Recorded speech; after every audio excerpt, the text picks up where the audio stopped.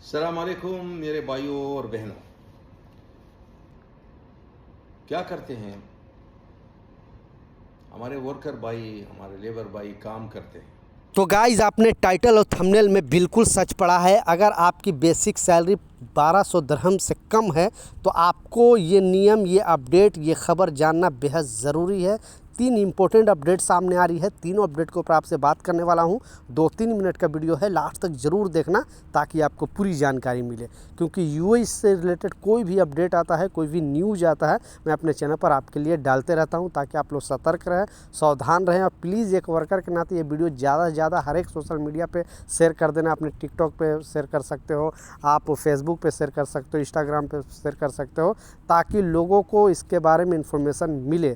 क्योंकि अगर आपकी सैलरी यानी बेसिक सैलरी अगर कम है तो उससे रिलेटेड एक नया अपडेट आ रहा है। मोहरे ने क्लियरली अपडेट जारी करके बताया है, तो इस न्यूज़ में आपको बताने वाला हूँ। लेकिन उससे पहले एक बहुत बड़ी खुशखबरी वाली न्यूज़ आ रही है, वो भी आपको बताता चलूँ।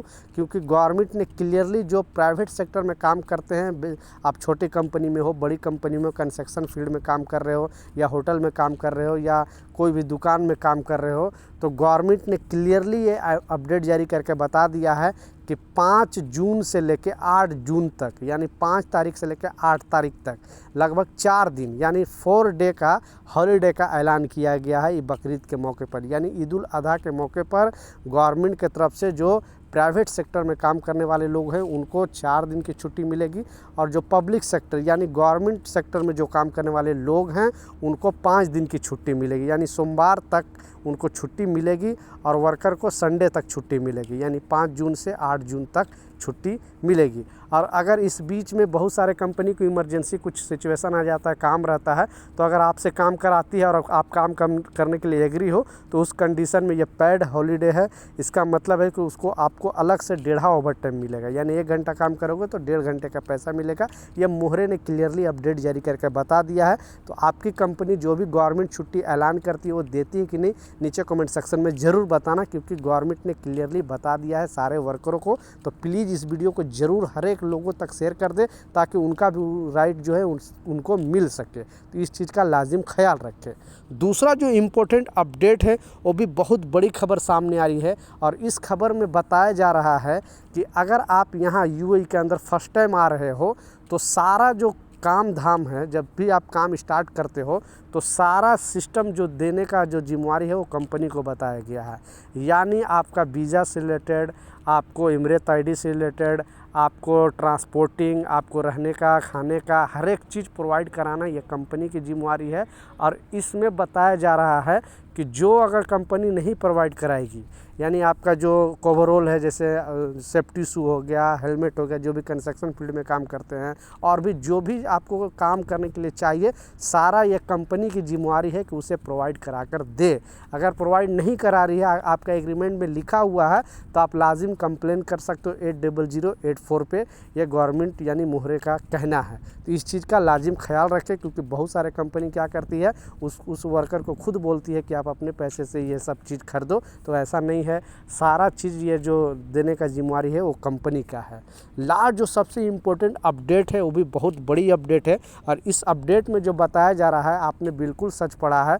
क्योंकि यहाँ पे इस रूल को आपको समझना पड़ेगा। मोहरे ने बताया है, ये कोई आम न्यूज़ नहीं है, ये गवर्नमेंट का मोहरे जो लेबर लॉ से रिलेटेड देखते रहती है हर एक चीज़ को, यानी वर्कर और कंपनी का बीच का रास्ता निकालने के लिए, आपस का मतभेद मिटाने के लिए गवर्नमेंट ने मोहरे को बनाया है।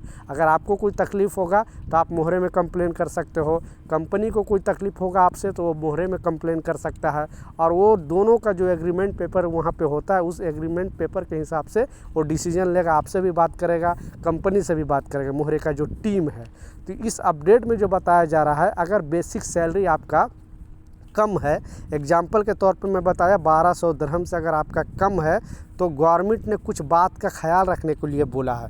क्योंकि यहाँ पे मिनिमम सैलरी का रूल पास नहीं है। बाकी अदर कंट्री में जैसे ओमान, कतर, सऊदी, बहरीन, इस जगह पे एक मिनिमम सैलरी का रूल पास है कि कम से कम वर्कर की सैलरी इतनी होनी चाहिए। लेकिन यूएई में ऐसा नहीं है। अगर आपने एग्रीमेंट पेपर 500 दिरहम में भी साइन कर दिया तो उसमें आपको गवर्नमेंट को कोई मतलब नहीं है, आपको उतना ही पैसे में काम करना पड़ेगा। इसलिए पहले तो मिनिमम सैलरी का रूल यहाँ पे पास होनी चाहिए कि नहीं, नीचे कमेंट सेक्शन में अपना राय प्लीज़ ज़रूर लिखना है एक वर्कर के नाते, ताकि मुझे भी पता चले कि आप क्या सोचते हो। लेकिन जो बेसिक सैलरी अपडेट आ रहा है, मोहरे ने बताया है कि आपको किन किन कंडीशन में आपको, क्योंकि अगर आपको कंपनी सैलरी एग्जांपल के तौर पे 1200 दिरहम दे रही है, तो कंपनी क्या चाहती है कि आपकी जो बेसिक सैलरी है वो 600 दिरहम हो, बाकी 600 अलाउंस में डाल देती है। तो उससे क्या क्या नुकसान है वो आपको समझना ज़रूरी है। पहला नुकसान है कि जो ओवर टाइम का पैसा है वो आपको 600 दिरहम के हिसाब से मिलेगा। दूसरा, जो आपको जब आप यहाँ से जाते हो, छुट्टी जाते हो, तो लीव सैलरी जो है वो भी 600 दिरहम के हिसाब से मिलेगा। तीसरा इसमें नुकसान है, जब ग्रेजुएटी है, जो फाइनल ग्रेजुएटी आपको मिलता है, वो भी जो आपको मिलेगा पैसे, वो भी 600 दिरहम का हिसाब से मिलेगा। तो मोहरे का कहना है कि जब भी आप एग्रीमेंट पेपर साइन करो तो सोचो कि ज़्यादा से ज़्यादा आपकी बेसिक सैलरी होनी चाहिए। और कंपनी आपको साइन करने के टाइम बोलेगी कि नहीं नहीं, ये तो मैं पूरा आपको सैलरी दे रहा हूँ, जस्ट ये फार्मूलिटी है, तो ऐसा नहीं है। आपकी सैलरी कम से कम 1000 से ऊपर होनी चाहिए बेसिक, या 1200 दिरहम होनी, तभी आपका फ़ायदा हो सकता है। नहीं तो बहुत सारे नुकसान में पड़ जाओगे। बहुत सारे लोगों के साथ होता है, बेसिक कम पे साइन कर देते हैं और उनको ओवर टाइम का पैसा ज़्यादा नहीं मिल पाता, लीव सैलरी नहीं मिल पाता है, ग्रेजुएटी नहीं मिल पाता है। तो अपना राय नीचे कमेंट सेक्शन में ज़रूर बताना, और आपकी बेसिक सैलरी क्या है वो भी ज़रूर नीचे लिखें। मिलता हूँ नए अपडेट के साथ, नई जानकारी के साथ। जब तक जय हिंद।